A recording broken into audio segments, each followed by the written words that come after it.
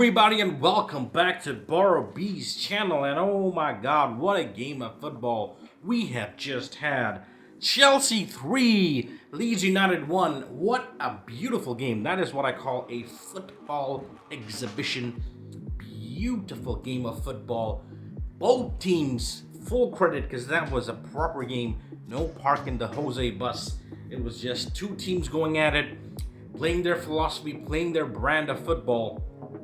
And let's just get into the game, guys. Before we get into the game, before we get into the game, if you guys are new, please do not forget to subscribe to this channel. Leave a like for this video. Please get engaged in the comment section. Tell me what you guys think about Chelsea versus Leeds. And here we go, guys. Chelsea versus Leeds. Chelsea 3, Leeds 1, which means I was one freaking goal away from my prediction coming true.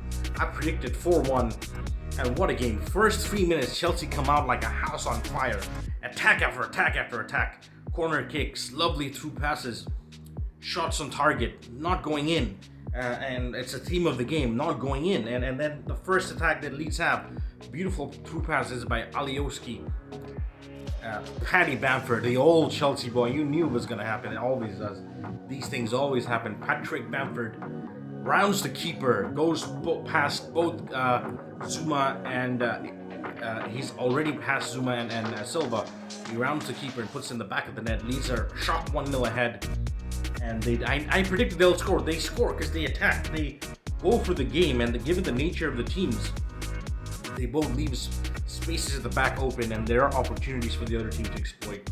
And Leeds take the opportunity, and they do a fantastic job in the counter-attack.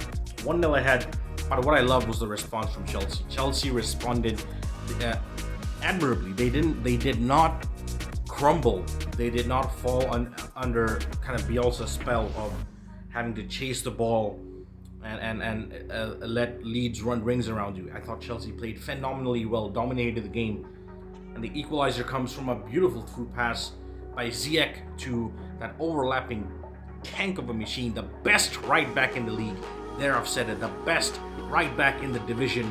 Reece James with that beautiful curler of orgasmic crosses. This man is a man of orgasmic crosses, crossing it in, curling it in beautifully, sumptuously into the run of Olivier Giroud. Once again, Giroud nips in and scores.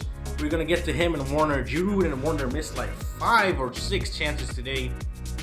But Giroud takes this one, and there was a miss by Warner, which I was like, man, this was at 0-0. You guys got to check this miss out, man. I can back Timo for everything. I love this guy, and I think he's actually playing a lot better than sometimes the criticism he gets warrants. Like he's playing better than what you would expect when you see the criticism he gets. And I think, but this miss was a horrendous miss. Giroud flicks it on. All Warner has to do is just apply any part of his body, a little flick, and it's in there. He doesn't even have to touch it. Then it's Giroud's goal. But he wants the goal. He's a striker. I get that, and he just has to apply any body part, and it's a goal. What he does is somehow he tries to control the ball from underneath the goal line, makes an entire mess of it, and then he tries to flick it on, and it hits the bar and goes away. Horrendous miss. And he's had a lot of misses recently. I don't know what's happening with Timo. He's not thinking straight. He's overcomplicating things. But his pace is such a menace that I'm not worried. He'll get the goals. He's already on, 7 or 8 goals this season. He'll get... he just has to break the duck, I guess. He's gone 3 games without scoring. He's missed about, if I'm being honest, 10 chances in that time. He's a bit like Salah. He will keep on making the run, and eventually the goal will come. His style of play is quite similar. But even Giroud, he had like 3 or 4 great headed opportunities. He missed. Kai Havertz had chances. Mason Mount had chances. Everybody had chances. We were just wasting away today, not taking our opportunities. But the second goal comes from a man who has made himself a presence this season, not only in defense, but from set plays. Kurt Happy Zumance with an absolute beast of a jump. The man with the most headers in Europe. He has completed the most headers aerially in Europe, and you can see why he's an absolute beast in the air, jumps above everyone, and then puts the ball in the back of the net. 2-1. Leeds have to chase it. They don't really create much. They create that one opportunity in the opening 15 minutes of the second half, and they don't really do much afterwards. And Chelsea really should have scored more. Timo Werner rounded off the game with a beautiful run. Kovacic came on and absolutely bossed in the midfield. He's such a sumptuous player, isn't he? I mean, he is such a good beater of the press. I think he's one of the best, most press-resistant midfielders in the world right now. He is elite. He really is, in terms of beating the press. As a ball carrier, he is fabulous, fabulous. Only thing I would say is Kovacic needs to add more goals to his game. That's something that he really misses. He makes a beautiful run and then he takes a beautiful through pass. That pace from Timo Werner, absolutely lightning pace. Pace FC. Third goal was all Pace FC, and Pulisic. It's so nice to see Captain America back. America Dream. Captain America returning to his prodigal ground, Stamford Bridge. The ball in, the run by Timo Werner, ball in to Pulisic. 3-1, Game 7 match, top of the table. The Bridge is singing. I gotta give a huge shout out to all the fans at Stamford Bridge, man. The noise was deafening. Even though it was 2,000 fans, man, I loved the atmosphere. It really added to the game, and I've missed the home fans. That's what Stamford Bridge is all about. And it was awesome. It was awesome, man. Everything clicked today. Apart from the taking of the chances, we responded. We looked good.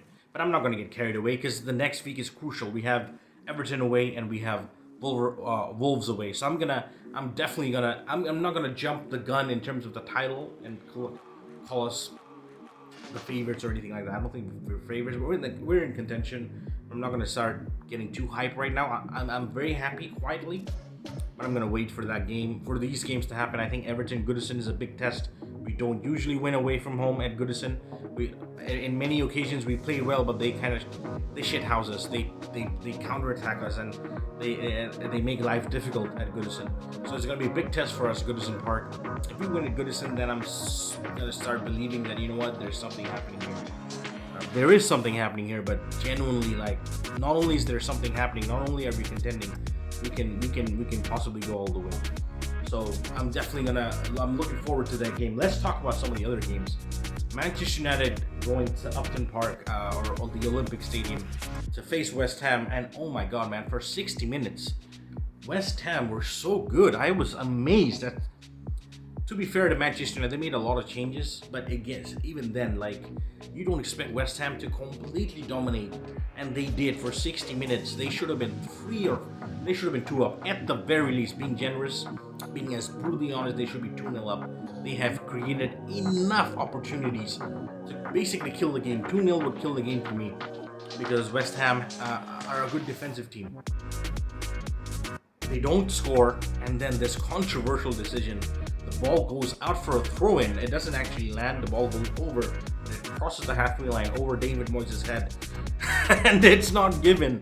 And there's no technology that can prove that decision is wrong. It's so strange. There's no camera up there. So even there's a camera from this angle, but it doesn't show conclusively that it's across the line because the ball's above the camera. And the other angle where you can see the ball is it's from this angle where you can't really see the proximity of the ball in the line, and it's so confusing. It was clearly over the line. West Ham get completely done. VAR favoring Manchester United yet again. And I'm so sick and tired of VAR just favoring Manchester United every single time. But it favors them. They take the advantage of the break. And beautiful goal by Paul Pogba. First time finish for 60 minutes. This guy did nothing but lay eggs, and then he came alive in that one moment. Pass by Fernandes and a goal by Pogba, and then an absolutely beautiful individual goal by Mason Greenwood. 2-1, and then counterattack Juan Mata with that delicious through pass to Rashford, and they kill the game. After it was 1-1, it was over. It was only one team going to win it because the momentum completely shifted. Man United could not possibly have played worse like they did for 60 minutes. They had to up the tempo because they were so bad. And when they did, they looked very good and they looked like challengers. And I gotta be honest, man, despite all these inconsistencies, Despite they are such a flip-flop team. Like, basically, this game is the exact opposite of the PSG game. Man United played the role of PSG today. I feel like Man United played better in that game and lost 3-1. Today, they were worse and won 3-1. And it can't really. This team is not consistent. It's so weird. They're a flip-flop of a team. But despite all this, look at their position on the table. They're 3 points behind Chelsea with a game in hand. So if they win their game in hand, they're on equal points. Incredibly so. Their goal difference is a lot worse, but that's to be expected. They're not consistent. However, equal points, that's remarkable given the kind of coverage that they get. The fans are always, calling for Ole's head. And it's such a strange situation that they're in. They are in the race, and they're in the race for the title. And whether it's a balanced or imbalanced team, they just have to find a bit of a balance in the team. And look at the individuals they have: the likes of Cavani, Bruno, Martial, Rashford, Pogba, Juan Mata. They have talent in their team, and Van de Beek, and they have got enough going forward for them to be a challenging team. And they have options on the bench. Remember, they're not bringing on the likes of Lingard and James and Phil Jones anymore. They're bringing on some proper players. Mata is a good player. Van de Beek, or when Rashford came on, he's a game changer. And Cavani came on the other games, he's a game changer. They have options now. They have legit options. They have a good squad, a strong squad. A squad, when you look on paper, is as strong as City and Chelsea's. Maybe not. The balance is probably not as good, but they have the options. Definitely, they have the options. And they just need to find the balance. In midfield, I'm just not convinced by their midfield. It's flip-flopping all the time. They can't dictate games. It's a bit strange. Pogba just goes so missing for large portions of the game for a playmaker. Don't get it. I just don't get it what happens with him. But they're definitely up there, and they're definitely challenging because they have the talent. Mason Greenwood, let's not forget, this kid is special. He just has to keep his head grounded and focused on football. And so, yeah, man, I'm going to get back for the North London derby. Man United win 3-1. Chelsea win 3-1. Both teams are probably in the title race. I'm not gonna get carried away and say either one of them are gonna win the title. I don't know who's more likely. I honestly think Man United have a chance if they get the balance right. I think the balance gives Chelsea the edge right now, but they are just 2 of the 5 teams so far. They're in the 6 if you count Leicester as well. 6 teams in the hunt for the title. Incredible season so far. I'm gonna get back after the Spurs and Arsenal game, hoping that Arsenal get nick something in this game. I'm just gonna hope, man, because Spurs need to drop out for the rest of the week now. I'm gonna get back for that game. Until then,